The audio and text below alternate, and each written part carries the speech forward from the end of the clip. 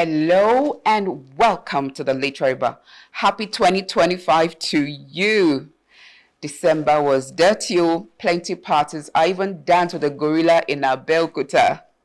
I guess we sent 2024 off with a bang. Prepare to thrive in 2025. I would love you to do something new and exciting, even if it scares you.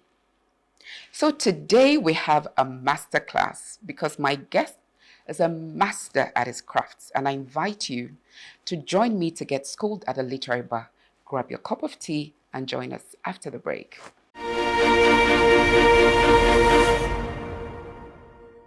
Welcome back. Congratulations to Ghana's John Mahama for his successful return to power democratically. Most significantly, Ghana got their first female vice president, Professor Nana Jean Oboku Achimang. Well done, Ghana. Unfortunately, the same cannot be said for Afghanistan, where the Taliban have entrenched gender apartheid. Under some weird and wonderful moral code, women are being erased from the open society. There is a window ban because of obscenity, giving the impression that the Afghani men are so morally inept and weak that the sight and sound of women in Afghanistan is enough to send them into a tizzy. Imagine a society where women are put on lockdown and take away the freedom of men. There will be a global coalition to save mankind, pun intended, from the grips of the ferocious females. Sorry, Maya Angelou, the cage birds in Afghanistan do not sing. So let's speak for these oppressed women and all oppressed people. My guest today is Francis Chinedu Onwochei, a Nollywood veteran who converts written words to action imbued with emotions. He's a long-standing TV and film producer who has held leadership roles in the creative industry, including NANTAP, AMP, and DGN. He has received many awards for his works, including the Nollywood Distinguished Veteran Award and Fellow of the Arts in 2018. Francis has had his education from Nigeria to Berlin, New York, and Harvard.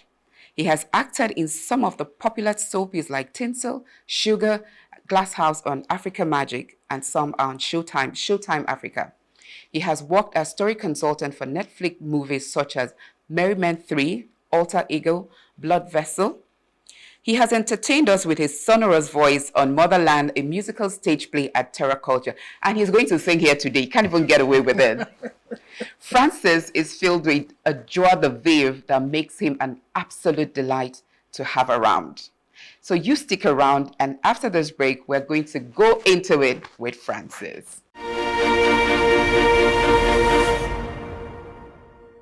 Hello, Francis. Welcome to the Literary Bar. I'm here. The master himself in this class. I'm glad to be with you. Yes. On Literary Bar. It's great to be here, and happy 2025. We're going to thrive together.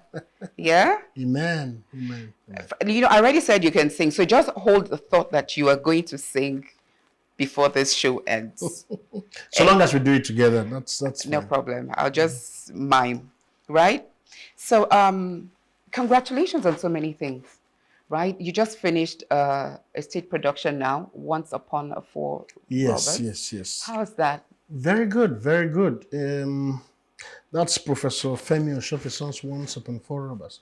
The intriguing thing for me is that play marked the beginning of my own journey in acting on stage. Really? And so we did it about 40 years ago. 40. So it was a great thing that 40. You don't look a day older, 35. Thank you. Yeah, but I've been acting on stage and, of course, other media for 40 years. And only last year, a producer colleague invited me to join the cast of Once Upon Four Robbers, and we had it performed in Abuja and then Mission Center in Lagos. It was a brilliant performance. I thoroughly enjoyed myself. Sorry, I forgot to invite you to... And I say you give me the tickets to everything you're acting and everything your relation is doing, you must get me tickets to that.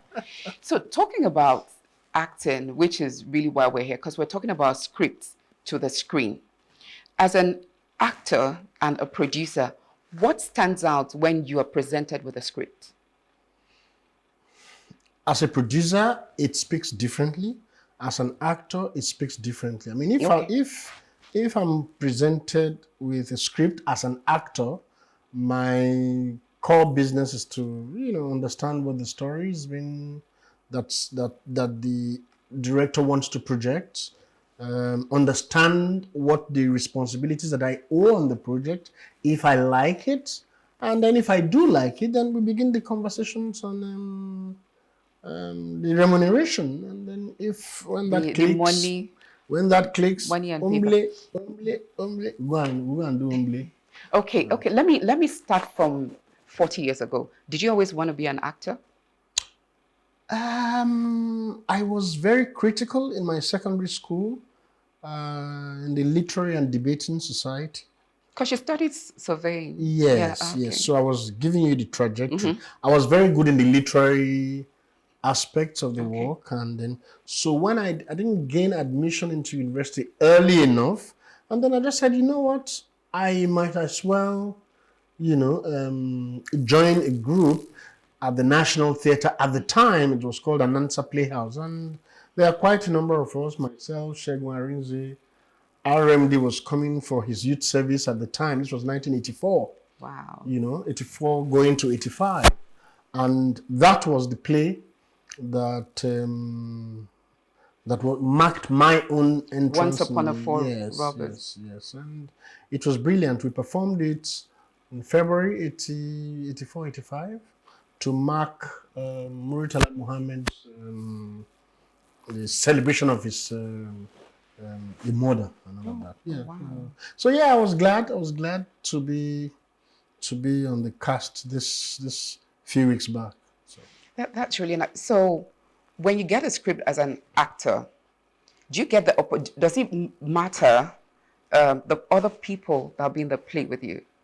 Does it matter? Oh yes, I mean, sometimes because you understand yourselves, there are some colleagues, there are some people you are excited to work with, and so you know that there will be exchange of energy, and then if you don't know them, it doesn't matter as well, Okay. because the creative environment is such a family. So when you get there, you see yourself, before you know what's happening, you're all blending together, and it appears like you guys have known yourself for, forever.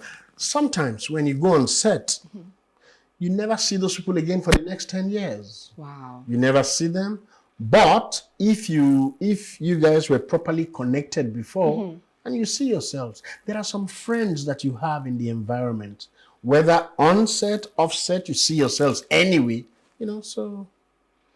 I can't resist asking this one. I'm sure some other people want to know. So you haven't met this person before, and then there is a kissing scene, a romantic scene in the play, in the script that you get, and you haven't seen the person. How do you get into that? Oh, that happens. Once there are possibilities for those kind of connection, if it's a well-established production, Yeah. you will have your time. You will have your time to meet, to rehearse, to get to know yourselves properly. A properly, fully set up production will even give you time to be together. Rehearse, get to know Get some yourselves, and chemistry. then get chemistry established, and then come onto the set. Okay. That's when you have time for it. Sometimes you guys cannot afford the time, and then you just go and do it up there on the screen. Yeah. Wow. Oh yes, it happens. Okay. That is a lot, to just get romantic with someone you've never met and might never see again. It's being professional, right? That's work. If the person is fine, because you're a guy, if the person is fine, better. If the person is not, all women are beautiful anyway. Well, the way a man will look at it, it's also the way a woman will look at it. A guy will be sizing the babe out. Okay, let me see. That's how the babe is also checking you out. Is this somebody I like to? So long as you're clean. And so in terms of ethics, that's why we advise ourselves. Make sure you're fresh. Make sure your breath is clean. Make sure you're smelling nice. Make sure, and then the rest is easy. Once your breath is cool, Hygiene. your hygiene, yeah, general hygiene. Once that is properly sought out, the rest can be taken care of. Okay, before I get carried away on naughty things. So I was so for those of us that I mean we grew up Nollywood, you were in Circle of Doom. Yes, yes, Circle yes. of so I think after Living in Bondage was Yes, Circle of yes, Doom, and they yes. were so well written. You know, we all enjoy that. I think a lot of us, our intro to Nollywood scene is through this. Yeah. Remember their names very much. Andy will always replace Okonkwo's name is in Living in Bondage, and then Circle of Doom. Kanayo. Yes, yes, You were the yes. and Kanayo, Kyogunjofo. In fact, they were both producers on it. okay. Kanayo, and they were coming out of the Living in Bondage, and then both of them produced it. In fact, I was not only an actor, I was one of the production managers Oh, on that project of Circle of Doom. yeah. Ngozi Musu was also with us, and quite a number of other people. It was magical because at the time, Living in Bondage had opened up the space, opened up the environment, and so Circle of Doom also came in immediately after. So after that, I think maybe they heightened our expectations because a lot of us today, and this is not to intentionally disparage any industry, but sometimes you're watching some movie and you're like, who wrote this thing? I mean, why would the actors even not say that, no, this is not plausible. This stuff I'm reading or reenacting or acting doesn't make any sense. You know, what can I say to that? You're a veteran. Tell us. As someone who has been in the environment for a long time, I have practiced in the environment. I have studied the craft, the art. You know, productions are by grades. So whether low budget, medium budget, high budget production, scripts and the kind of story you tell is actually very important. Yes. Anyway, Nollywood became what it is because of the phenomenal way we tell stories. We tell stories that touch the people, that people can identify with, you know, telling stories about ourselves. But even in the midst of all of those stories, there will be some that are below par. There will be some that's not hitting the mark. Of course, you will have this. Just as you have it in directing, you have it in acting, you have it in storytelling. Some stories will hit it really good, nice and cool, and then some will fall below expectations. So you are talking about those ones that are below expectations. So, I mean, that happens in almost any industry. Have you rejected any role based on a bad story, bad script? More of, okay, so if this was a bad script, then I better know why I'm doing it. So if it's bad script, if the money is amazingly good, then you take it. But hey, how can you have amazingly good money and then they don't have good script? So you see, it almost never comes. I'm just telling you that, oh, if this comes, this is what I'll be thinking. When I was growing up in the environment, oh, it mattered. Oh, what script? Oh, I'm going to do a great one. It's going to be a phenomenal story, this, that, and the other. At a point, when you have gotten to some point, when you have sort of established your practice, so you're honest, all right, what I'm doing it now, I'm doing it for the money. If the money is good, just bring it on. I'll do it. So, and I'm speaking not only for myself, there are quite a number of people who are in this. It's all right. The story is bad. Okay, the money is good. So I'll do it for the money and then... What about the artistic integrity? Look, I deliberately told you that there is a growing up time. Yes. When you're trying to make impressions, at some point, you don't need to make any impressions. You don't even care what impressions are being made because you already have a lot in your bank, in your bank of good deeds. So the business can make you do one or two jobs that you think this is not well organized, but you do it all the same because of money. Now, it's a catch-22 situation. Yeah. If you don't have good script, most likely you won't have good money, because if you had good money, you would have gotten people to, repair your. And that's why in the last 5 years, the space that I am in, I've set up a consultancy firm, Brand values, right? in Bronzeville, Bronzeville, to make Bronzeville. your projects better. To make your projects better. And you see, that's the thing I was trying to talk about. The low budget and the medium budget producers are not even coming. Okay. My clients are the people on Netflix, people on Amazon Prime, people who have established themselves. What does that tell you? That tells you that they also want to get better. Yes. Yeah. The ones that you thought, oh, okay, so you don't have strong craft to tell stories, that should come so that we can help you make it better. You can't afford it. You can't afford it. The ones who are already very successful are the ones coming because they want to get better and get more successful. So for us, what we have decided to do is whoever comes, we work together to make your stories better, to make the industry better, and then to make the creative collaborations, they come better, and everybody's happy at the end of the day.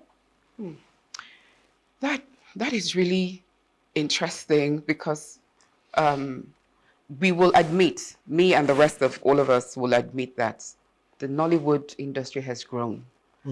It's now been able to stand on its own as an industry that has enabled the country to grow. The GDP or the amazing opportunities to work in the industry is there.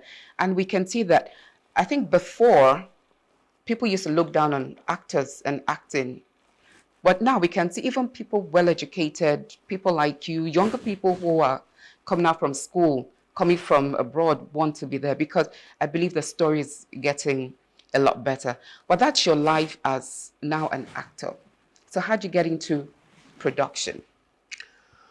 I think, when after acting for a while, I just knew that, look, I'm not in the best 10 actors, if you list of best 10 actors at the time we're growing up.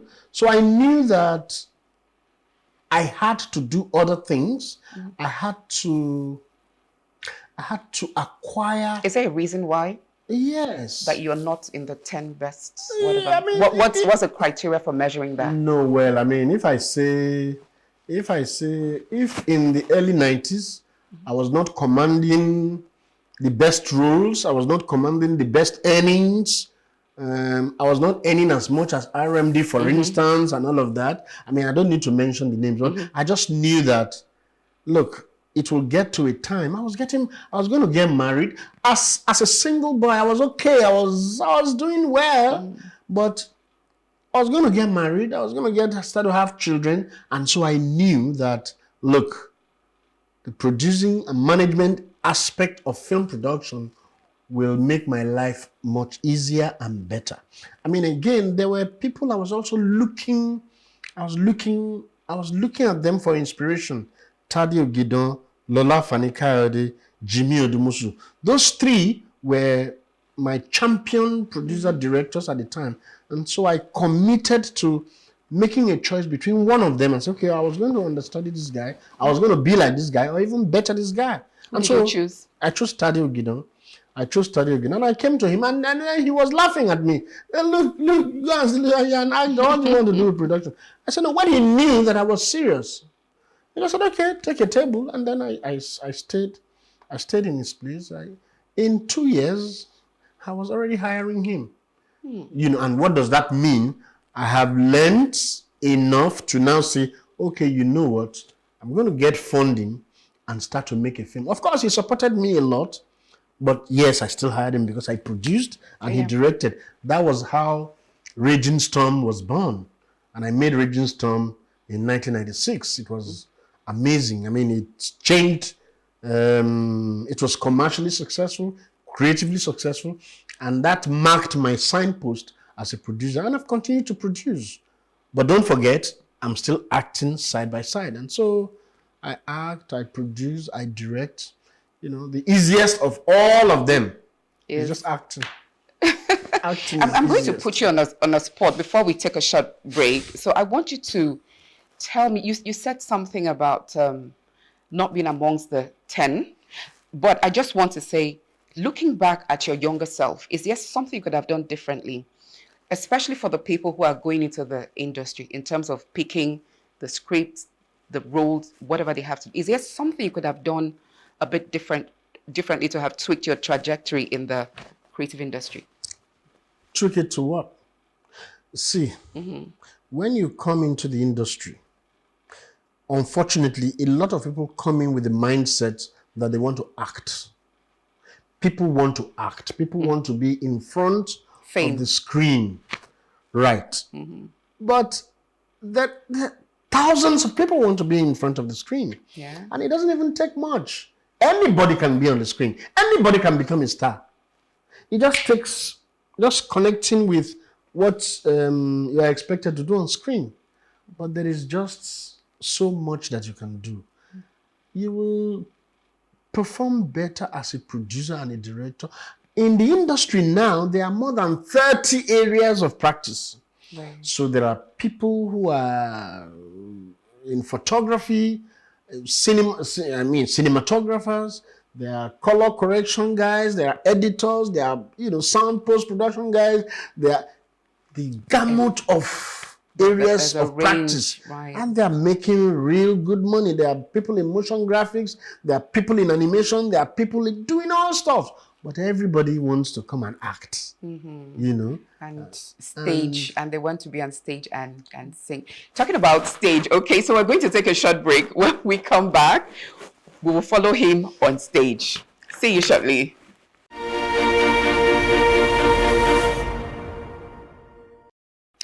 Welcome back. And it's been such an interesting time at the Literary Bar because I have one of my favorite celebrities here. He is so cool. I don't even mean he is, because he can swim like a fish. He can cook, he sings, and he's just a joy to be around. So before I ask you the next question, can I just make one proposal? Will you adopt me?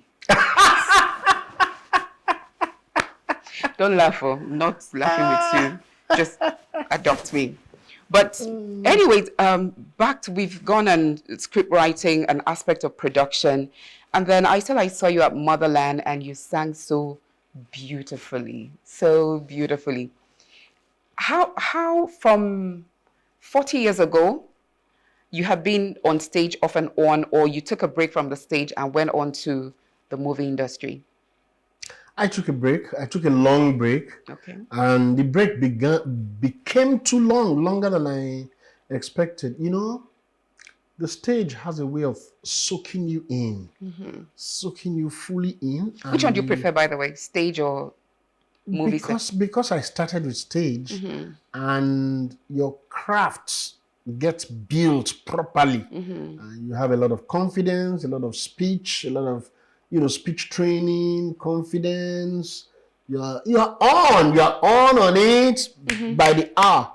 Unlike television, where you can have 10 wonderful different in cuts. tinsel and all of these things. I don't think because even for you to put that down, you're like this, that. You're so humble. You're so humble. How many episodes on tinsel? No, tinsel has gone on now for 12, 13 years. Yeah, and you were on it you only left last year? I only left 2024. last year, yeah. Just to have focus time for on other things, So, well, back on, I just needed to know that you were in tinsel for a really long time. Then stage, Motherland.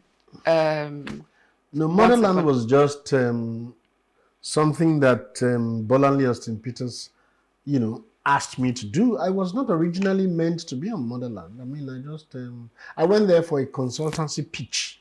Wow. For her next movie project. And I think seeing my profile, she had seen that, but you're an actor, okay, just help us do, during rehearsals. Yeah. And then I did. And then, no, you've got to do. I said, no, I can't even, I don't even have the time for but I mean, we got to a conversation and she persuaded me that she really wanted me to do it. Yeah. Because I thought she was joking. And then I said, All right, I looked at my schedule, and at the time, I was struggling with my schedule because I was in Sugar Season 5. Wow.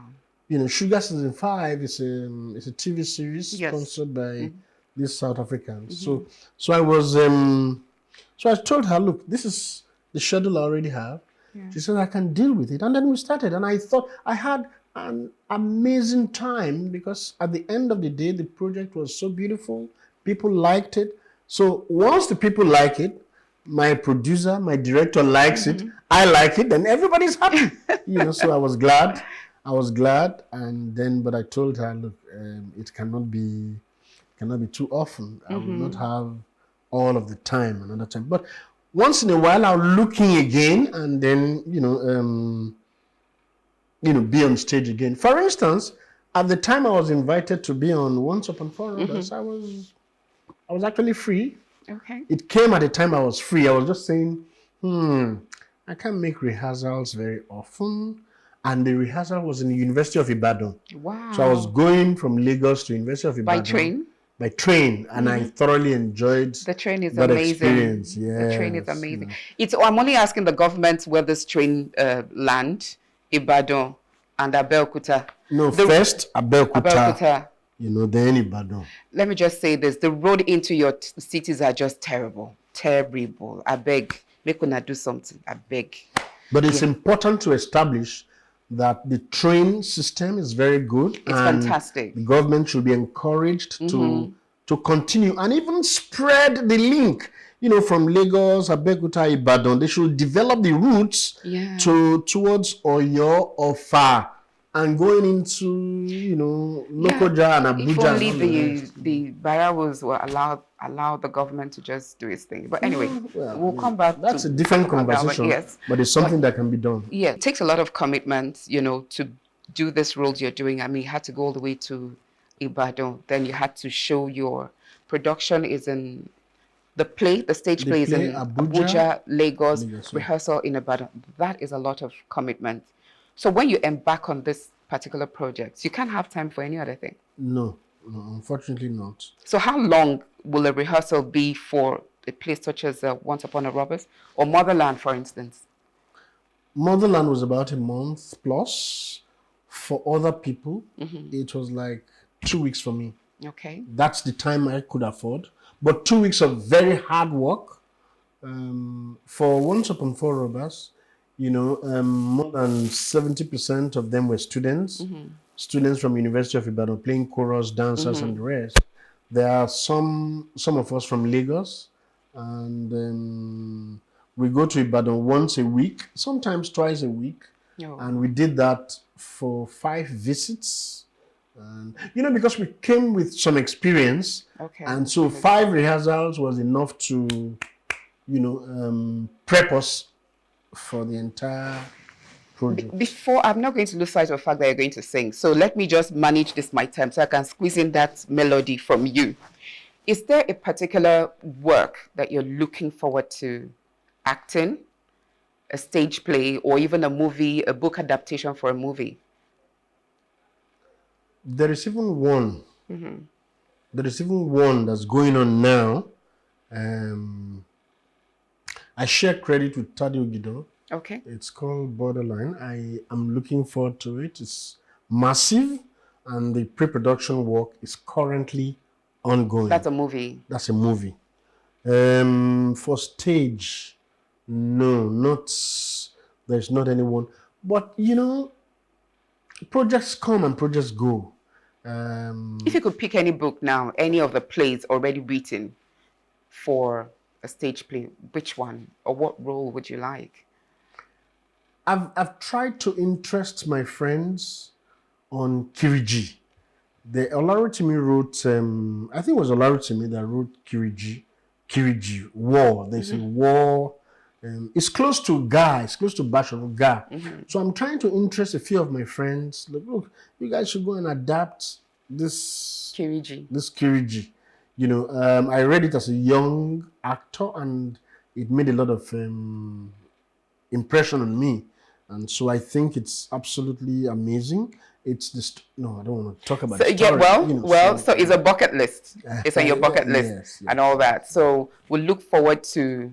You must give me ticket for that one. If not, Look, I will do the kiriji for you myself. I will fight you. So anyway, they're looking at me to round up. Let's have a song from you before we go. the song that we'll sing together. Yes. Which one would you like to sing? English or Yoruba? Yoruba. I'm so African. So This African. one you may not know it, I but will just a friend of mine made it, and I'm not sure it's very popular. Mbati tete mo, baby ori dani si langbe o. Mbati ma ṣe rokun rosa, mba joko sile baba mi. Mbati tete mo, ẹni àbájáyé pẹ́, ó tutọ́ sí ni lẹ́nu ẹ̀hẹ́, ó gbá ni létí máa faramọ́, faramọ́, faramọ́, faramọ́, faramọ́, faramọ́, faramọ́, faramọ́, faramọ́, faramọ́, faramọ́. Thank you. That was by Yinka Akombi. Yinka Akombi is an actor and a singer. Okay. I was riding in his car and he was playing it. It was his original and I thought it was absolutely amazing. Thank you, Yinka Kombi. That was really beautiful. We hope to hear more of it and louder. Thank you. So, Francis, you have a landmark age birthday coming up soon, and we're looking forward to that. Like I said, you don't look a day older than 35, right? But we're looking forward to that birthday. If you do not give me invitation, another Kiriji is coming your way. So I'm please. glad by June I'll be 60. And wow. We think it's something we'll make something memorable. And I'm actually publishing my memoirs. I'm writing my memoirs. You're coming back here for that one. You are coming. Yeah, it's a book, so it's a literary bar. So yes, you're coming back. We might even do that for 2 episodes. So that is great. Thank you so much. So as we round up, I just want to say thank you, Francis Chinedu Onwochei. Yes, the full name they give you. Yes, so another one day. I'm glad. I'm happy. I mean, this is quite conversational, and you should do more of this. Well done, and thank you for having me. Yes, adopt me. That's it. So, thank you for being so generous with your time and your presence here. I feel so honored to have you here at the Literary Bar. And to you out there watching, I just want to say thank you for being here for me. I hope you've been enriched by this masterclass. Thank you for the kind comments about the show. I appreciate all your suggestions. Please keep them coming. Remember that the Literary Bar is always open. So for more, please follow us on Facebook, X, and Instagram, and do subscribe to our YouTube channel at Plus TV Africa. You can watch us on DSTV channel 408 and on YouTube. Make your life a great story. My name is Chinedu. Bye-bye.